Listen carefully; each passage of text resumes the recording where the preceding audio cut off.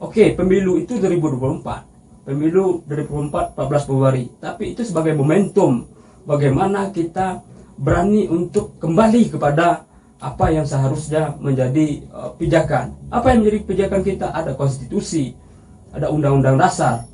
Cara untuk melaksanakan pemilu sudah dijelaskan di dalam Undang-Undang Nomor 7 tahun 2017. Kita harus lebih tahu bahwa politik itu sebenarnya adalah untuk kepentingan bersama. Ya, itu. Bukan kepentingan pribadi, bukan kepentingan golongan. Ya. Saya selaku sekarang masih mahasiswa, tentu tidak akan lari dari tugas mahasiswa. Yang dikatakan tugas mahasiswa tidak hanya mencari ataupun mendapatkan gelar sarjana saja. Ya. Jadi tugas mahasiswa yang sebenarnya yaitu agent of change dan control. Nah, jadi bagaimana para mahasiswa itu membawa perubahan di negerinya. Kemudian selaku social of control, jadi mengkontrol di setiap apapun permasalahan yang ada di negerinya, gitu. Terkhususnya di Kabupaten Kerinci dan Kota Sungai Penuh. Ya. Tapi kalau berbicara tentang fenomena hari ini, adakah pemimpin yang seperti itu dari pemerintahan kita, anggaplah di Republik ini, gitu, atau skopnya di Kabupaten Kerinci dan Kota Sungai Penuh? Secara kata saya belum pernah mendengar, pun kalau ada saya belum pernah melihat. Selamat malam untuk mitra Andalas dimanapun Anda berada. Selamat malam juga untuk pemirsa Andalas Kerinci yang sedang pantengin kita melalui audio streaming. Selamat malam juga untuk pemirsa Andalas Podcast. Nah, ini dia. Untuk malam hari ini kembali dikawal bersama saya Andi Andalas dan masih pada tema yang sama, menapaki 2024. Dan untuk malam hari ini sengaja kita mengundang para pemerhati, para akademisi muda, dan juga ini para milenial khususnya yang peduli terhadap demokrasi. Baik, pada malam hari ini ada 4 narasumber kita dan langsung saja kita sapa. Adapun mengenai subtema kita, lembaga independen kawal demokrasi, nanti akan mengalir ya. Segala hal yang berkenaan dengan demokrasi akan kita coba bahas, ulas, baik itu berupa kritikan, saran juga, terkhusus buat para pemimpin di negeri ini. Ya, langsung saya ingin menyapa dari sudut sebelah kiri saya. Gimana kabarnya Bang Dede? Alhamdulillah masih baik di bulan puasa yang penuh penuh perenungan lah menurut saya. Penuh apa Bang? Penuh perenungan. Perenungan? Ya. Kenapa? Bagi saya begini, karena suasana puasa itu bukan hanya sebatas menahan lapar, menahan nafsu, tapi bagaimana Islam mengajarkan kita untuk selalu merenungkan baik itu terhadap ke dalam diri kita ataupun keluar, tugas kita sebagai sosial ya, kemanusiaan, seperti itu. Oke, luar biasa ya. Ini beliau ini juga merupakan seorang penyair ini. Sudah mencoba untuk menulis Bang Dede? Barangkali menulis status di Facebook barangkali atau di status di WA barangkali.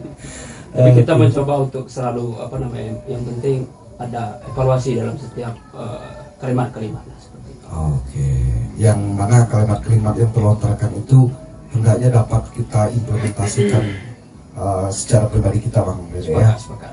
Oke. Bang Dede ini di sini kapasitas beliau selaku pemerhati politik dari milenial. Oke Bang? Siap. Dan saya bergeser sedikit, di sampingnya Bang Dede ada Bang Reza. Bang Reza kapasitasnya sebagai narasumber kita pada malam hari ini transparansi publik. Wah, ini transparan artinya terbuka. Selamat malam Bang Reza. Ya, malam Bandi. Gimana kabar Bang Reza? Alhamdulillah sehat. Jadi akhir ayo Bang. Ya, insya Allah jadi ya. Puasanya gimana Bang Reza? Alhamdulillah lancar. Lancar gimana nih? Ya lancar puasa ya. Masanya tetap aja.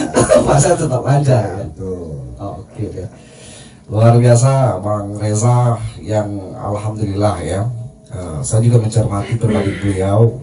Artinya akhir-akhir ini beliau kembali aktif untuk apa namanya ya, menjadi pribadi anak negeri yang peduli akan negeri itu sendiri. Akhir-akhir ini sempat vakum ya. Dulunya bergelora, sempat vakum, dan kemudian sekarang kembali kepada jati dirinya. Semoga tetap istiqomah nih Bang Reza ya, insya Allah. Kalau jiwa patriot itu sudah tertanam dan berakar, itu susah untuk dicabut kembali. Saya melihat itu ada pada Bang Reza ya, insya Allah. Oke, di samping Bang Reza ada Bang Yopi. Nah, Bang Yopi ini tidak asing ya, terkhususnya di Andalas. Tapi pada malam hari ini kapasitas beliau berbeda.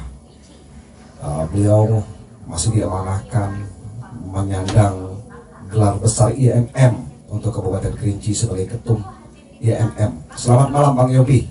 Iya, selamat malam juga buatnya Pak Direktur Andalas ya. Sudah berbuka ya? Alhamdulillah sudah. Udah dapat THR? Alhamdulillah belum. Tapi masih ada beberapa hari Bang Yopi. Iya, Ya. cuman nggak tahu juga kan mau nyari THR-nya kemana. Palingan ke Pak Direktur aja gitu kan. Ya, gampang lah itu. Bisa mengaminkan. Ya, dan di samping Bang Yopi juga tidak asing. Ada Bang Dandi.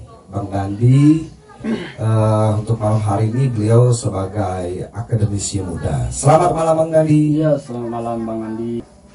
Sehat Bang Dandi? Alhamdulillah Nah, sehat. itu baru Iya. menggelegar Di suaranya. bulan Ramadan yang penuh berkah ini banyak sekali pelajaran yang bisa kita petik gitu ya. Salah satunya. Salah satunya Iya. ya.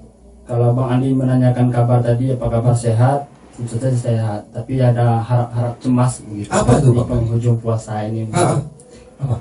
Kalau di bulan Ramadan ini mengajarkan kita tentang mengendalikan diri sampai dengan finish kemudian mencapai. Ya. Nah, itu poin yang diajarkan pada bulan Ramadan gitu. Ada dalam implementasi kehidupan sehari-hari lah. Kalau kita berbicara konteksnya politik tadi, Iya. diibaratkan di penghujung terakhir priorisasi para aktor politik kita hari ini. Harap-harap cemas gitu kan, panas dingin. Kalau saya panas dinginnya menghadapi bulan puasa ini di penghujung puasa, Iya. apakah berhasil atau tidak mencapai derajat takwa? Ya. Tentu bagi yang lain dalam kehidupan sehari-hari implementasi contohnya seperti tadi Bang Andi. Iya ya, apakah berhasil ya? Berhasil atau tidak, husnul khotimah atau tidak, kan sampai Iya. dengan penghujung nantinya. Saya dari Bang Dede aja dulu. Kita melihat Kerinci hari ini aja dulu, Bang Dede. Bagaimana selaku pemerhati politik dari milenial, artinya sudah tepatkah kebijaksanaan yang dimiliki oleh para pemimpin-pemimpin kita itu ditempatkan untuk kepentingan katakanlah itu masyarakat. Nah, ini sebuah evaluasi juga dari pemerhati tentunya terutama. Bagaimana Bang Dede melihat itu? Sekaligus Bang Dede, apakah itu di pemerintahan kabupaten maupun di kota? Untuk provinsi nanti dan pusat. Kita berbicara tentang negeri kita aja dulu. Karena gini Bang Dede, kenapa saya meminta Bang Dede untuk menanggapi soal pemerintah kabupaten dan kota? Ini Kerinci ini kan hanya dipisahkan secara wilayah administratif Bang Dede ya. Betul. Namun kota dan kabupaten ini kan masyarakatnya masyarakat etnis, masyarakat suku Kerinci. Nah, siapa lagi yang mencermati itu? Siapa lagi yang akan memberikan kritikan dan masukan-masukan demi eloknya negeri kita? Kalau bukan kita, salah satunya Bang Dede pada malam hari ini. Silakan Bang. Ya, baik. Jadi saya ingin memulai sebuah karena kita seorang pemerhati ya. Jadi kalau kita kembali kepada konsep awal yang disampaikan oleh Bang Andi masalah pemerhati, tentu ada evaluasi. Di dalamnya juga ada kritik. Nah, berbicara tentang kritik ini perlu kita sampaikan di ruang-ruang publik bahwasanya yang namanya pemerintahan ataupun yang sedang memangku sebuah kebijaksanaan, yang pertama yang harus dia sadari adalah dia tidak anti kritik. dia tidak anti kritik, bahkan dia harus bersahabat dengan kritik itu. Dari mana dia tahu bagaimana sebuah kesalahan kalau dia tidak mau mendengarkan sebuah kritik? Itu perlu untuk digarisbawahi bagi saya. Karena kenapa? Kami sebagai kaum milenial, kalau kita buka data secara nasional, Ya. secara kaum milenial itu untuk pemilu 2024 nanti itu berkisar antara 55 sampai 60%. Itu kaum milenial dan Gen Z yang mendominasi. Artinya lebih banyak bang ya. Lebih banyak. Lebih banyak. Artinya apa? Kaum milenial hari ini kalau melihat politik itu melihat politik seakan-akan apatis. Apatis. Kenapa? Karena yang dipertontonkan oleh elit-elit politik hari ini itu malah yang justru tidak sesuai yang apa dicita-citakan oleh bangsa ini. Kami merindukan bagaimana Soekarno, Muhammad Nasir, bagaimana Bung Hatta, Sultan Syarif berdebat bagaimana untuk membentuk sebuah negara ini. Itu yang kita rindukan, bukan berkonspirasi untuk membuat sebuah kesalahan di negara ini. Saya contohkan, ketika kaum elit itu berkorupsi, elit politik korupsi, itu sebuah hal yang sangat tidak wajar, bertentangan dengan segala norma-norma yang berlaku, baik itu norma agama, norma apapun itu yang kami yang menjadi keluh kesah sebagai milenial. Kenapa apatis? Yang pertama, karena tadi yang dipertontonkan oleh elit, tapi bukan barangkali milenial ini menghindari yang namanya politik. Yang dimiliki oleh milenial, cara pandang milenial melihat politik itu apatis yang kritis. Jadi apa itu apatis yang kritis? Apatis yang kritis ini bagaimana milenial melihat politik, mereka apatis tapi tetap ingin mengkritisi, tetap ingin menginginkan bagaimana politik itu berjalan dengan sesuai dengan apa yang seidealnya. Kalau kita telusuri jauh ke belakang, bagaimana demokrasi politik yang dikeluarkan oleh tokoh-tokoh filsuf, Aristoteles mengatakan zon politikon, manusia ini adalah manusia kaum makhluk berpolitik, makhluk bersosial. Tambah lagi apa itu demokrasi? Sebelum Masehi sudah diperbincangkan oleh Socrates apa itu demokrasi. Jadi kami menginginkan apatis yang kritis, menginginkan apa yang pengertian demokrasi yang sebenarnya, apa pengertian politik sebenarnya. Politik itu dibutuhkan, sangat dibutuhkan, karena kebijakan ini menentukan arah kami ini sebagai milenial untuk di masa mendatang. Kalau pemimpin tidak memikirkan generasi, cuma memikirkan kepentingan dia pribadi, bagaimana ke depan kami sebagai kaum generasi milenial? Karena yang mendominasi nanti, yang katanya 2045 itu sebagai Indonesia emas, bagaimana itu akan bisa terjadi ketika masih politik itu selalu dipertontonkan dengan money politik, dipertontonkan dengan cuman barangkali rawan terhadap konflik. Kami tidak menginginkan seperti itu. Oke, pemilu itu 2024, pemilu 2024 14 Februari, tapi itu sebagai momentum bagaimana kita berani untuk kembali kepada apa yang seharusnya menjadi pijakan. Apa yang menjadi pijakan kita? Ada konstitusi, ada undang-undang dasar. Cara untuk melaksanakan pemilu sudah dijelaskan di dalam Undang-Undang Nomor 7 tahun 2017. Jelas kita, tinggal kita menjalankan itu saja. Sudah mulai melenceng kembali kepada konstitusi. Seperti itu cara berpikir elit yang kita inginkan. Tadi kita sempat diskusi, kita butuh pemimpin yang berkarakter. Berkarakter seperti apa? Berkarakter negarawan, itu yang kita inginkan. Negarawan, seorang kenegarawanan, bukan politik yang saya katakan balik politik seperti itu. Oke Bang Dede, apa salah satu faktor yang menghambat munculnya yang punya jiwa-jiwa negarawan, yang punya potensi jiwa-jiwa negarawan? Ini kan banyak. Ini kita berbicara lingkup kecil aja dulu. Saya langsung saja, tembak saja. Yang hari ini, kita memilih di setiap manusia yang ada di Indonesia ini mempunyai hak pilih. Ketika dilaksanakan pemilu, yang berumur 17 tahun atau yang sudah menikah atau yang pernah menikah itu punya hak suara. Tapi politik bukan hanya sekedar itu. Politik itu ditentukan oleh partai politik. Maka partai politik juga harus punya pendidikan politik yang bertanggung jawab untuk mengorbitkan sebuah pemimpin. Itu ada kontribusi partai politik. Bagaimana Bang Dede melihat sejauh ini edukasi ataupun pendidikan politik yang dilakukan oleh partai politik? Jadi gini, ketika kita ingin menjawab persoalan itu, maka kita lihat realitasnya hari ini. Untuk menjawab realitas hari ini, kita bisa lihat, kita bisa lihat banyak terjadi apa yang sudah ditelurkannya ya? Apa yang sudah ditelurkannya? Telur buyur atau telur apa ya istilahnya? Ya itu Bang Andi sudah bisa untuk berpendidikan telur apa. Saya berana loh. Iya. Seperti itu, karena yang bertanggung jawab contohnya untuk maju menjadi presiden, tentulah ada pengusung partai presidensial threshold tadi kan. Tapi gini Bang Dede, kita tidak cukup hanya sekedar mengatakan itu istilah buyo atau istilah berisi kan, tentu dengan sebuah argumen yang mendasar Bang. Nah ini kan saya coba untuk mengarahkan bagaimana apa yang dimaksudkan oleh Bang Dede dari orang-orang yang secara tidak langsung dididik maupun dibesarkan oleh partai politik yang memang harapan kita mampu melahirkan yang berkualitas. Tetapi realitanya kan masih dalam tanda kutip. Nah, Bang Dede melihatnya seperti apa? Gampang, karena kita sudah di masa media sosial, kita bisa melihat bagaimana DPR RI itu rapat paripurna. Kemarin kita mungkin 1 minggu atau 2 minggu belakangan kita melihat bagaimana seorang anggota parlemen itu bukan takut terhadap rakyatnya, tapi takut kepada ketua partai. Ketika dia sudah masuk kepada parlemen, maka dia memperjuangkan apa hak rakyat, bukan memperjuangkan kepentingan pribadi, kepentingan partai, tapi memperjuangkan hak rakyat. Ini sudah dikotori.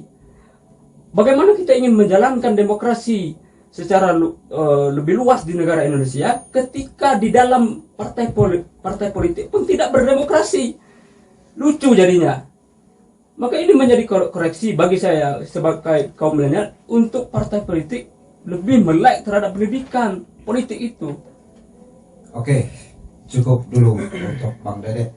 Saya ke Bang Reza. Transparansi publik ya. Ini, gimana nih Bang Reza mencermati apakah rotasi daripada pemerintahan baik kota maupun Kabupaten Kerinci itu segala sesuatu yang dijalankan sudah benar-benar transparan, Bang Reza?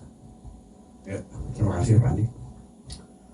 Saya pikir ini panjang uraiannya. Disingkat. Ya, kalau bicaranya sudah benar atau belum kan, ini panjang uraian. Tapi sekilas saya lihat bahwa memang paradigma ini kan sudah tercipta. Ya, artinya paradigma politik, paradigma budaya, dan termasuklah paradigma sentimen. Saya lihat begitu kan. Tapi bagaimanapun benar yang disampaikan Bang Dede ya, itu kita jangan optimis, jangan pesimis. Iya. Ya kan, kita harus terus mendorong ini. Karena apa? Ya ini adalah bagian dari kita, dan kita bagian dari dia. Iya. Ya kan? Yang menjadi tanda tanya sekarang ini kan bagaimana persoalan ini ya sedikit demi sedikit ya bisa kita berikan pencerahan. Contohnya begini. Ya artinya ada semacam budaya politik yang sama kita tahu sekarang ya kan. Jadi kita bukan bicara konteks siapa orangnya. Iya. Kan begitu. Jadi dia nih punya apa?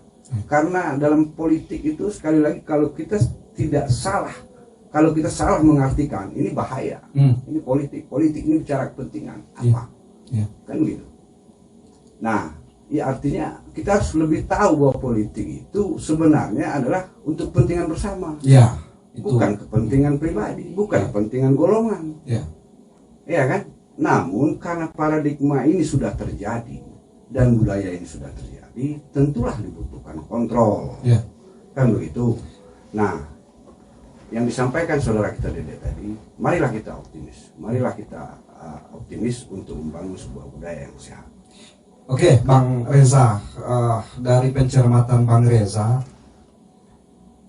apa salah satunya hal yang mungkin menurut Bang Reza itu belumlah secara transparan oleh pemerintah, baik itu kabupaten maupun kota? Yang mana Bang Reza? Saya pikir transparansi ini kan kepentingan. Ya. Makanya ada semacam, kadang-kadang kita bertanya, selama ini sudah transparan, tapi kenyataannya ada yang tidak transparan. Kenyataannya ada yang tersembunyi-sembunyi. Yang mana Bang? Yang Ya, budaya itu saya sampaikan tadi. Budaya politik yang money politik. Ya kan, sebenarnya pemimpin itu lahir kan bukan secara diam-diam ya? Iya, ya. Ini budaya yang sudah menjadi darah daging. Ya, artinya memang sulit kalau kita pikir. Namun tetaplah saya sepakat tadi kata Bung Dede tadi. Ya. Jadi marilah kita saring ini pemimpin. Oke. Bang Reza, saya mohon maaf saya potong sedikit Bang ya. Ya. Saya mungkin langsung lompat ke Bang Dandi nih, Bang Dandi. Karena di sini kapasitas beliau selaku akademisi muda. Bang Dandi, kenapa hingga sampai saat ini budaya seperti apa yang disebutkan oleh Bang Reza itu tak kunjung bisa diselesaikan? Money politik kita katakan demikian. Faktor-faktor apa yang mengganjal sebenarnya, Bang Dandi? Baik. Berbicara tentang potret budaya money politik tadi, ini kan jauh sebelum ini sudah terbentuk gitu ya. Tidak dalam hitungan 1-2 tahun belakangan ini dan rahasia umum. Kenapa ini bisa terjadi? Nah, banyak sekali riset gitu, banyak sekali penelitian terkait dengan budaya itu sendiri. Jadi saya ingin memulainya dari ini. Sebuah referensi yang mengatakan bahwa perubahan itu mampu dibuat, mampu terjadi ketika 4 hal mampu dikolaborasikan dengan baik. Yang pertama itu apa? Yang pertama itu SDM-nya, sumber daya manusianya. Yang kedua itu adalah sistem. Yang ketiga adalah organisasinya. Yang keempat adalah teknologinya. Nah, dari 4 inilah mampu kemudian untuk menciptakan sebuah perubahan sosial dalam kehidupan kita sehari-hari, termasuklah budaya tadi yang saya sebutkan. Saya ingin menguraikan sedikit, nanti akan detailnya di budaya. SDM gitu kan, sumber daya manusia. Kenapa ini penting? Karena hari ini menganggap sumber daya manusia itu sebagai aset yang mesti terus untuk dikembangkan, di-upgrade kemampuannya begitu kan. Maka ketika SDM ini di-upgrade kemampuannya, teknologi yang diciptakan yang hari ini semakin canggih akan mampu dijawab oleh SDM-nya. Maka perubahan itu sedikit mampu untuk dijawab. Kemudian sistem yang dibuat itu hendaknya adalah sistem yang sifatnya membangun begitu. Sifatnya membangun adalah seperti apa? Ya harus dibuat sistem yang kuat, sistem yang transparan tadi begitu kan. Apakah maksud Bang Deni di sini sistem itu termasuk regulasi oleh pemerintah? Betul. Seperti misalnya produk hukum. Iya. Itu kan sudah dibuat nih, Bang Iya, Deni. Tapi kenapa masih kerap terjadinya pelanggaran? Seakan-akan hukum itu tidak berfungsi. Ya betul. Disitulah letak poin budayanya Bang Andi. Nah, saya ingin menjelaskan di situ. Dari 3 yang sudah saya jelaskan tadi, ada satu hal yang akan saya jelaskan secara mendetail karena itu pertanyaannya tadi tentang budaya. Sebuah budaya ini sangatlah penting dalam satu kelompok, dalam satu organisasi, dalam kehidupan kita berbangsa dan bernegara begitu. Budaya ini buruk, maka budaya itu akan berdampak negatif. Hasilnya akan berdampak negatif terhadap sebuah kelompok. Tapi apabila budaya itu positif dibentuk, maka budaya itu akan membangun organisasi itu sendiri. Saya ingin mencontohkan sebuah kasus. Beberapa tahun silam kita pernah mendengar kasus kereta api, kasus PT perusahaan kereta api. Bagaimana ketika itu kereta api mengalami penurunan yang sangat drastis sekali secara kinerja begitu kan. Bahkan di depan publik, di media itu sudah sangat barangkali Bang Ali pernah melihat lah. Ketika penumpang kereta api itu ada yang berada di atas kereta api itu kan hal yang buruk gitu. Kemudian secara penerapan di internal gitu, ada calo-calo yang menjual tiket dan lain sebagainya gitu. Nah kemudian setelah itu masa kepemimpinan Pak Jokowi, beliau memberikan amanat itu sebagai direktur kereta api ketika itu adalah seorang sarjana akuntansi. Bahkan tidak masuk akal akuntansi kan, seharusnya manajemen untuk memperbaiki itu.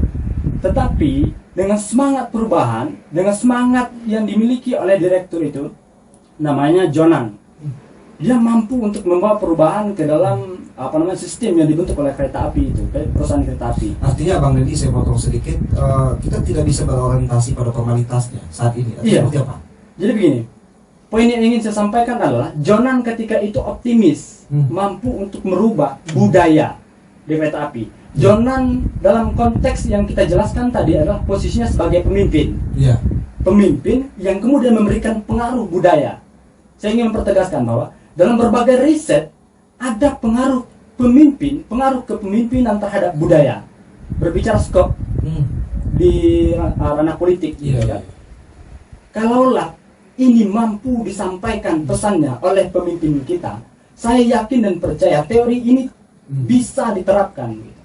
Kuncinya adalah pemimpin. Kalau pemimpin ini mampu untuk menerapkan budaya non atau tolak money politik, saya yakin politik itu akan bersih dari yang namanya money politik tadi. Oke, saya ke Bang Yopi tadi lompat langsung ke Bang Dandi. Nggak apa-apa, Bang. Ya, baik Bang Yopi.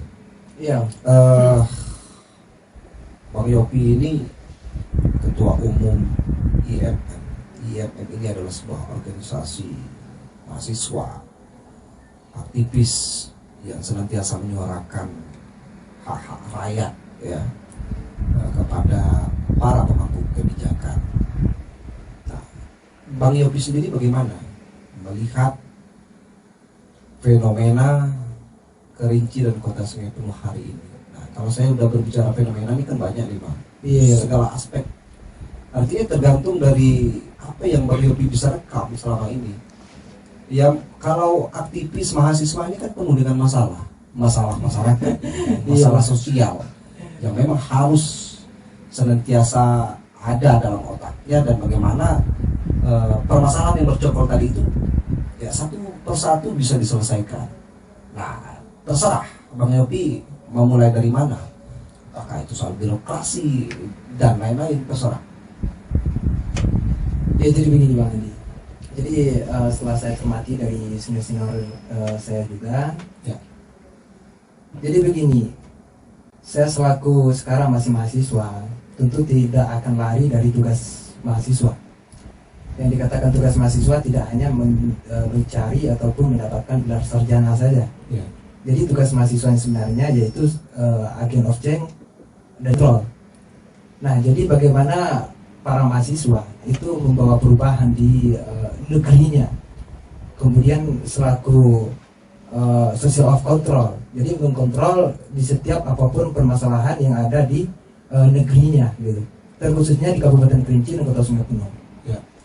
Nah, kemudian daripada itu, sebelum kita masuk lebih dalam, saya juga mencermati dari senior-senior saya yang di samping kanan dan kiri.